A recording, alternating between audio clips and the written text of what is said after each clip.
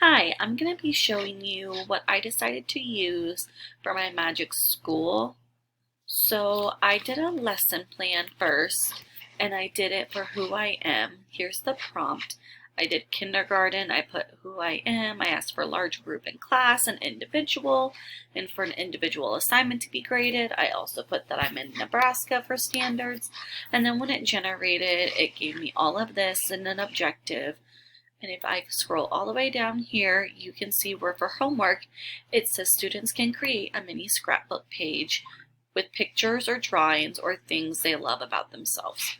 So for my second thing, I asked for it to come up with a rubric for that activity. So once again, we went with kindergarten, who I am, and then I put the description for the assignment, and it went with the 3-point scale system.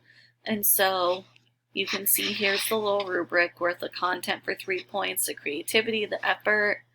And then the next thing I did was I decided to do a unit for who I am. Just decided to see what it could do if I spread it out for 5 days. Went with the kindergarten level still, and still in Nebraska. So for day one, it explains for exploring my name. Day 2 was my family. Day 3 was my likes and dislikes for students. Day 4 was my feelings. Day 5 was my community, and it goes through all these things. And if you don't like them, you can always ask the prompt for a different one. This for day 4 or a different one for day 5, and it typically can come up with something else. Another thing I did try, but I didn't really like it, was it mentioned a report card, and I was kind of thinking more of like a visual, and so I was like, oh, I can change that, because I was thinking of, with my last name being Duncan, I was going to do Duncan's Dancing Dinos as a kindergarten room. I thought it was really, really cute, and I was thinking like you were going to get kind of like a actual kind of looking almost like certificate. And so I put like reasons why and all that. But then basically all you get is this, which is good. You could still send that out to parents and then make your own report card or kind of certificate. But that part did kind of disappoint me a little bit. That was probably the one thing I didn't really like about this. But besides that, I do really think that this is a great tool you can use in the classroom.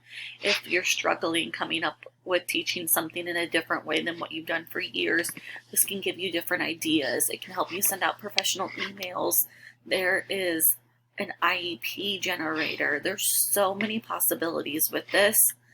And I think it's really great that you can change teaching. There's teacher jokes. There's so many things.